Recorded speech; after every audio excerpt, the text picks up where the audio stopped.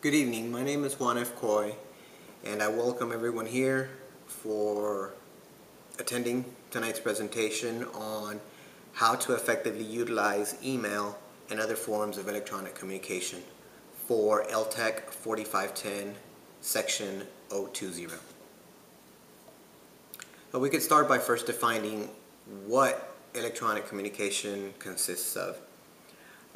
While there may be a garden variety of methods that might be defined as a type of electronic communication, perhaps the most popular would be email. I think by now, I think everybody's at least familiar. If they don't use it themselves, they're at least familiar with the term email and what it really means. In its more basic form, or most basic form, electronic communication is nothing more than the transmission of a piece of data or a signal or a message from point A to point B using electronic equipment.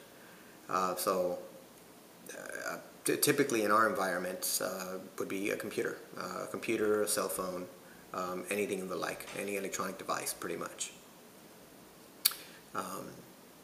One quick example of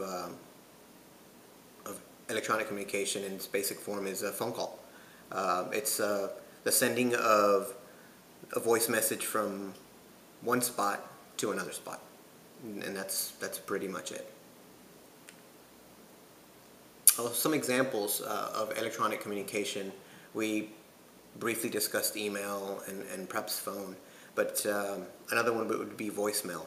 Even if it's not live and two-way, it's still a method of communicating or sending a message from point A to point B. So voicemail would be another one. There's a term called blogging, which has become extremely popular in today's society. We'll discuss a little more of that later in the presentation. There's also instant messaging, which I've grown quite fond of for various reasons. There's also text messaging, which has also become extremely popular, especially with the younger generations. But let's start out with, let's discuss a few things about the specifics of email and what it provides us and what it allows us to do. Primarily perhaps the biggest benefit to the use of email is the ability for us to communicate with another party over long distances, and the fact that it's more financially viable when you compare the costs of what it might cost you or a person to travel from point A to point B just to go say hello. Now, that being the case, email is used in a wide array of instances, both in a professional environment and at home for personal use. At work, for instance, a perfect example is my situation, and I work from home full time. So I communicate with my boss, which happens to be in California, and I am personally geographically located in Dallas, Texas. So my boss is in California, and we constantly communicate on a regular basis via email. Well, email and phone, but more frequently we use email. And obviously it's going to be a lot more cost effective to use email versus me having to fly over there and just receive instructions or give him feedback on whatever project we may be working on. Now, because email is so cost effective, meaning there's no fees involved really, other than having an internet connection. Because of the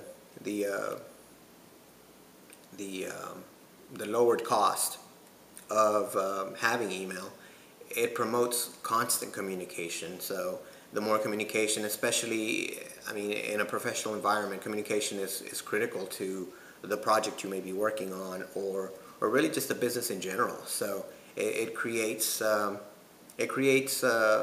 environment that's conducive to succeeding, in anything that you may be working on.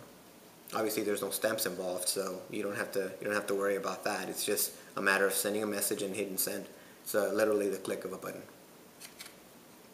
In terms of family, it's I don't know that many people these days that actually write out a letter and drop it in the post office and slap a stamp on it. I personally don't know of that many people that do that, other than people soliciting for stuff, or maybe your bills, and I don't even do that anymore. A lot of times, my bills are everything is pretty much handled online. So I actually get an email from my company letting me know when the due date is and how much it's due, and I just go online and just pay it. So those are just some examples of the uses of email. Now, just to go back over another communication that we briefly discussed earlier in the phone, voicemail. I mean, that's another great method of communicating electronically in a cost-effective method. In a professional environment, again, that's going back to that same example and me and my boss. Me working remotely 100% of the time, it's critical that I stay in touch with my boss and my coworker, for that matter. That he works out of his home in Plano, and again, I'm in Dallas, so we communicate every day as long as I'm working via phone, voicemail, and email. But it's critical to the success of anything that we may be working on, because much like email, it's extremely cost effective. I'd hate to have to jump in my vehicle and then drive to Plano or drive to California, fly to California, just to discuss some details of a project. Again, the ability to be able to pick up a phone and make a quick call is, I guess, again, another form of cost effectiveness by way of electronic communication.